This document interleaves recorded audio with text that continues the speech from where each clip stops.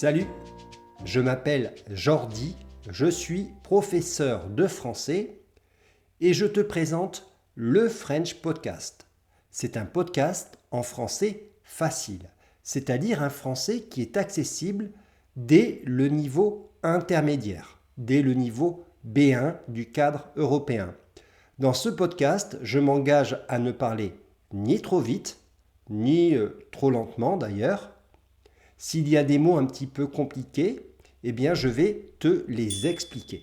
À chaque fois, nous abordons un thème qui concerne la langue ou la culture française ou francophone. Si tu souhaites accéder au PDF de ce podcast, PDF avec la liste de vocabulaire et la transcription intégrale du podcast, si tu souhaites également faire les activités interactives autour de ce podcast, donc les activités interactives, ce sont des activités qui te permettent de vérifier la compréhension du podcast d'abord, mais aussi des activités de vocabulaire qui vont te permettre de réutiliser sous forme de jeu, sous forme d'activité, le vocabulaire que tu viens d'apprendre. Eh bien, je t'invite à devenir membre du club de français en ligne. L'adresse est ici et je te mets le lien dans la description de cette vidéo, de ce podcast. Et en devenant membre du club de français en ligne, tu n'auras pas accès seulement à tous les PDF et toutes les activités de tous les podcasts du club de français. Tu auras également accès à des cours de français, de véritables cours. D'accord ? Ce ne sont pas des vidéos YouTube. Quand je dis un cours, je parle de plusieurs leçons, donc plusieurs vidéos organisées dans une séquence pédagogique qui va du plus facile au plus avancé. Alors en devenant membre du club de français en ligne, tu auras accès à l'intégralité, à la totalité de la plateforme. Avant de commencer, information super importante. Ce podcast n'est pas une tribune politique favorable ou défavorable à une Union européenne fédérale. L'objet de ce podcast est d'aider les élèves de français à enrichir leur vocabulaire, à améliorer leur compréhension orale en français, à connaître certains aspects de la vie socio-culturelle en France pour pouvoir mieux interagir avec les francophones, avec les Français. Alors je dis ça tout simplement parce que certains de mes podcasts sont un petit peu sortis de ce contexte-là. Donc si ton objectif est d'apprendre le français, tu es au bon endroit. Si ton objectif n'est pas d'apprendre le français, si ta langue maternelle est déjà la langue française, mais que par curiosité tu veux écouter ce podcast, tu es également le bienvenu ou la bienvenue, mais n'oublie pas la finalité de ce podcast qui est d'enseigner le français. Voilà qui est dit. Ce week-end est un week-end très spécial pour 360 millions d'électeurs européens. Ils vont élire 705 eurodéputés. Les eurodéputés, ce sont des députés qui siègent au Parlement de l'Union européenne, qu'on appelle également l'Europarlement, cet Europarlement se trouve successivement à Strasbourg en France et à Bruxelles en Belgique. Je crois qu'il passe 6 mois de l'année à Strasbourg et 6 mois de l'année à Bruxelles. Mais sais-tu réellement ce qu'est l'Union européenne ? Connais-tu le fonctionnement de ces institutions ? Et enfin, question centrale de ce podcast, l'Union européenne va-t-elle devenir, dans 20 ans, dans 30 ans, dans 50 ans, un gigantesque État fédéral ? C'est à ces 3 questions que je vais tenter de répondre humblement dans ce podcast. Qu'est-ce que l'Union européenne ? Si tu es citoyen européen, c'est-à-dire si tu habites dans un pays membre de l'Union européenne, cette question peut te paraître évidente. En revanche, si tu viens d'un pays qui n'est pas membre de l'Union européenne, il te sera peut-être plus difficile de répondre à cette question. Et c'est normal parce qu'il est très difficile de définir ce qu'est l'Union européenne. Certains présentent l'Union européenne comme un OPNI, un objet politique non identifié. D'une façon plus sérieuse, on dit de l'Union européenne que c'est une entité sui generis. Alors sui generis, c'est du latin et cela veut dire un genre en soi, ce qui signifie que c'est une entité unique qui n'a pas véritablement d'équivalent dans le monde. Il n'y a pas d'autre organisation mondiale qui ait le même type de fonctionnement que l'Union européenne. Alors, plutôt que de définir ce qu'est l'Union européenne, parce que tu le vois, c'est très compliqué, on peut peut-être définir ce qu'elle n'est pas. L'Union européenne n'est pas une simple union intergouvernementale autour d'un marché commun, comme peuvent l'être l'ASEAN en Asie du Sud-Est, le Mercosur en Amérique du Sud, ou je crois que c'est le NAFTA en Amérique du Nord. L'Union européenne, c'est beaucoup plus que ça. L'Union européenne n'est pas non plus un État fédéral, comme peuvent l'être les États-Unis d'Amérique, le Canada, l'Inde, la Fédération de Russie, l'Australie, le Brésil et d'autres États fédéraux. En fait, l'Union européenne, c'est d'une certaine façon un système hybride, un mélange, qui est à mi-chemin entre l'État fédéral et une organisation intergouvernementale. Alors c'est un petit peu plus technique, mais on peut dire que l'Union européenne est à mi-chemin entre un système fédéral et un système confédéral. Alors voyons comment fonctionne cette UE. UE, c'est bien sûr le sigle qui signifie Union européenne. Parfois, dans ce podcast, j'utiliserai le terme UE pour aller plus vite. Donc cette UE, elle fonctionne un petit peu comme un État avec le principe de la séparation des pouvoirs. Il y a d'abord le pouvoir exécutif qui impulse les lois, le pouvoir législatif qui vote les lois, et enfin le pouvoir judiciaire qui est chargé d'appliquer la loi. Du côté de l'exécutif, il y a deux organes principaux, le Conseil européen d'une part et la Commission européenne d'autre part. Le Conseil européen réunit les 27 chefs d'État et de gouvernement de l'Union européenne. Donc, c'est-à-dire que les présidents et les premiers ministres de chaque pays se réunissent entre eux. Donc évidemment, ils ont été eux-mêmes élus directement ou indirectement par les électeurs de leur pays et ils se réunissent entre eux au moins 4 fois par an. Leur mission, c'est de donner les grandes orientations de l'Union européenne. Autre mission qu'ils ont également, c'est celle de nommer le président de la Commission avec l'accord du Parlement. Donc concrètement, le Conseil européen nomme un homme ou une femme, d'ailleurs actuellement c'est une femme, et le Parlement européen donne ou non son accord sur cette personne. Alors ce Conseil européen, il est présidé par le président du Conseil européen. Il ne s'agit pas d'un chef d'État, d'accord ? C'est une personne supplémentaire. Actuellement, c'est le Belge Charles Michel. Ce que l'on peut dire de ce président du Conseil européen, c'est qu'il a des pouvoirs assez limités. Pour caricaturer, je dirais que c'est lui qui organise un petit peu la réunion entre les chefs d'État. Mais ce sont réellement les chefs d'État qui décident. L'autre grand organe du pouvoir exécutif, c'est la très célèbre Commission européenne. Cette Commission européenne, elle est composée de 27 commissaires. 27, comme le nombre de pays, bien sûr. Il y a en effet un commissaire par pays. Donc chaque pays a son commissaire. On pourrait alors penser, logiquement, que cette Commission européenne a pour mission de défendre les intérêts des pays membres. Absolument pas. D'accord ? La Commission a pour but de défendre les intérêts supérieurs de l'Union européenne.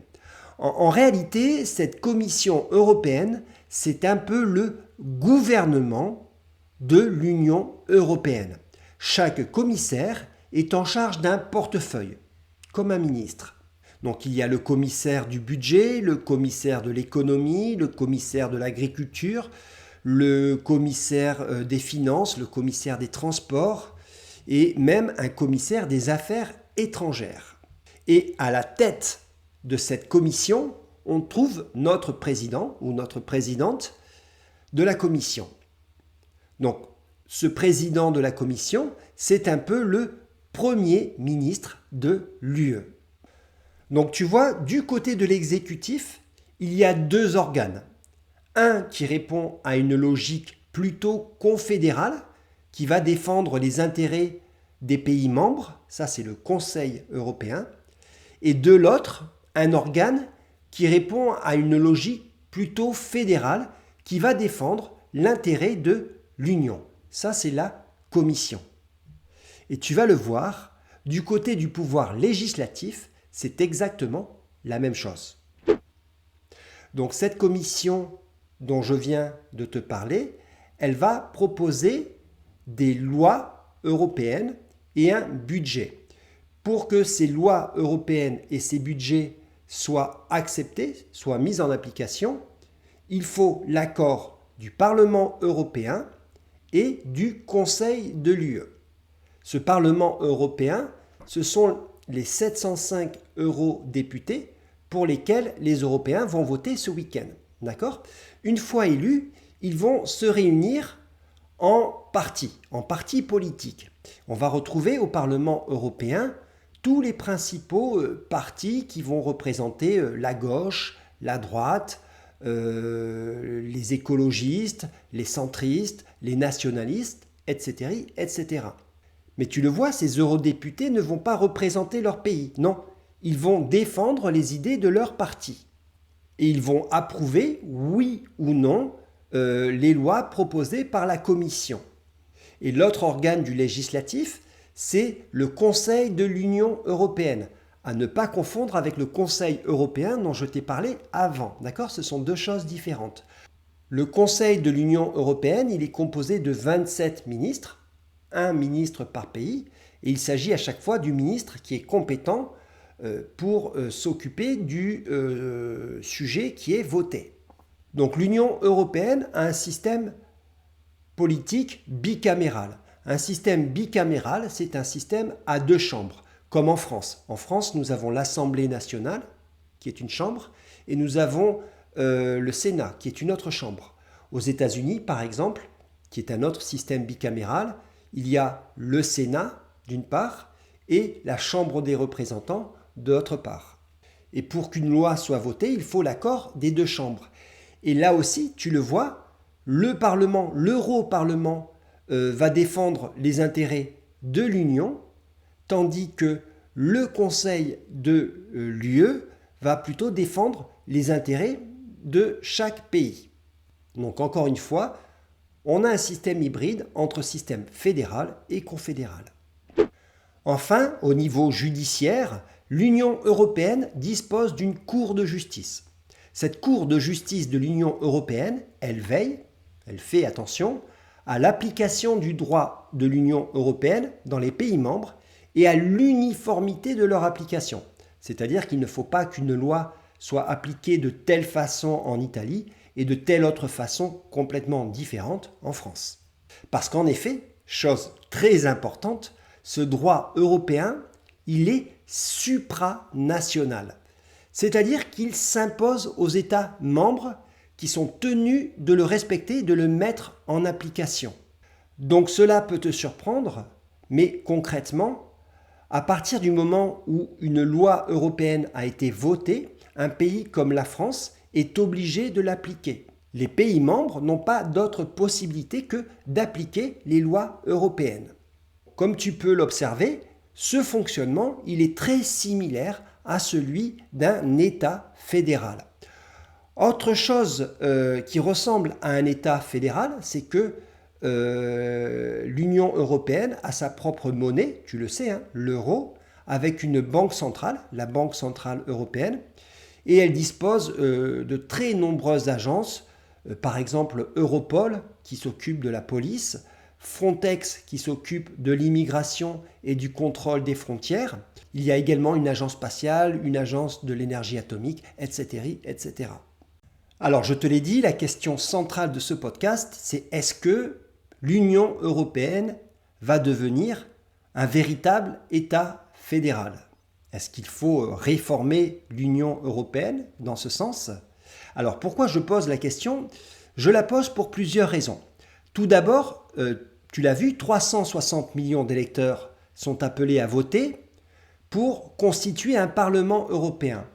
Mais ce Parlement européen, il a encore des pouvoirs qui sont plutôt limités si je le compare au Parlement des différents pays.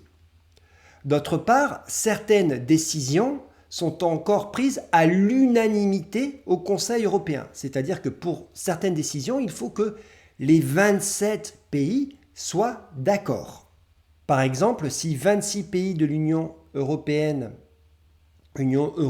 qui doit compter environ 450 millions d'habitants, veulent prendre une décision, mais qu'un petit pays comme la Slovénie qui fait 2 millions d'habitants refuse, eh bien on peut bloquer cette décision. Par ailleurs, l'histoire elle est pleine de confédérations qui sont devenues par la suite de véritables fédérations. Je pense par exemple à la Confédération helvétique, qui est devenue par la suite la Suisse. Je pense aussi à la Confédération du Rhin, qui est devenue par la suite l'Allemagne. Je pense également aux États-Unis d'Amérique, qui avant d'être une fédération, ont été une confédération. Donc la question que je peux légitimement poser, c'est est-ce que l'Union européenne va suivre le même chemin? Alors il faut savoir qu'il y a 2 ans, une conférence sur l'avenir de l'Europe a proposé au Parlement de discuter sur un ensemble de réformes autour de 3 grands points qui vont plutôt dans ce sens. Et je vais te les présenter rapidement. Alors tout d'abord, il y aurait de grands changements au niveau des institutions. Le Parlement européen, par exemple, il pourrait voter ses propres lois, chose qu'il ne peut pas faire aujourd'hui. Aujourd'hui, il peut seulement approuver ou désapprouver les lois qui sont proposées par la Commission. Par ailleurs, ce Parlement européen, il aurait plus de contrôle sur l'exécutif. Et je pense que c'est la mesure la plus spectaculaire. Le Parlement européen pourrait nommer un nouveau poste qui serait le poste de président de l'Union. Ce président de l'Union, il présiderait à la fois le Conseil européen et la Commission. Commission d'ailleurs qu'on n'appellerait plus commission mais exécutif européen et qui compterait seulement 15 commissaires. Donc ce président de l'Union deviendrait un petit peu la figure forte et emblématique, un peu le symbole de l'Union européenne. On peut imaginer qu'il discuterait facilement avec le président chinois ou le président américain d'égal à égal, les yeux dans les yeux. Alors tu vas me dire, c'est très bien pour l'Union européenne, et c'est vrai, cependant cela signifie probablement que le président français, le chancelier allemand et tous les autres présidents et premiers ministres des pays européens perdraient beaucoup de pouvoir, eux. Autre chose importante, il n'y aurait plus de veto possible au Conseil européen. Pour qu'une décision soit approuvée au Conseil européen, il faudrait qu'elle représente 55% des États et 65% de la population. Mais plus de veto possible. Autre élément qui me semble intéressant, si un pays membre de l'Union ne respecte pas les droits fondamentaux, les droits de l'homme, Actuellement, il faut que les 26 autres pays soient d'accord pour le sanctionner. Eh bien, ça ne sera plus le cas avec cette réforme. Avec la réforme, c'est la Cour de justice européenne qui prendrait une décision. Et enfin, un dernier point qui me semble très intéressant, c'est que l'Union européenne pourrait consulter ses citoyens par référendum, chose qui n'est pas possible aujourd'hui. Alors, est-ce que je pense que cette grande réforme européenne aura lieu? Est-ce que je pense que l'Union européenne va se transformer en État fédéral? Bon, je n'en sais rien, je n'ai pas de boule de cristal. Personnellement, je peux dire qu'il me semble que certaines propositions, comme celle de donner la possibilité au Parlement de pouvoir proposer ses propres lois, il me semble que certaines propositions vont dans le bon sens. Je pourrais dire vont dans le sens de l'histoire. Cependant, il me semble qu'une réforme aussi importante, qui aurait autant de conséquences sur le destin de l'Union européenne, mais aussi de chaque pays membre de l'Union européenne, une réforme aussi importante, à mon sens, doit passer par référendum. C'est-à-dire qu'il faut demander aux citoyens, au peuple de chaque pays, s'ils seraient d'accord avec ça. Donc toi, dans les commentaires de ce podcast, dans les commentaires de cette vidéo, si tu écoutes ce podcast sur YouTube, tu peux me répondre à la question suivante. Selon toi, l'Union européenne va-t-elle devenir un gigantesque État fédéral? Tu me mets ta réponse dans les commentaires et je veux voir absolument ton argumentation. C'est très important d'argumenter. J'espère que tu as aimé ce podcast et ma conclusion. Je te rappelle que si tu veux avoir accès au PDF du podcast avec les activités interactives et si tu veux avoir accès à toutes les activités du Club de français, eh bien je t'invite à devenir membre, je t'invite à nous rejoindre. Je te remercie d'avoir écouté ce podcast. Je te dis à très bientôt, à la semaine prochaine sur la chaîne YouTube du French Club. À très bientôt.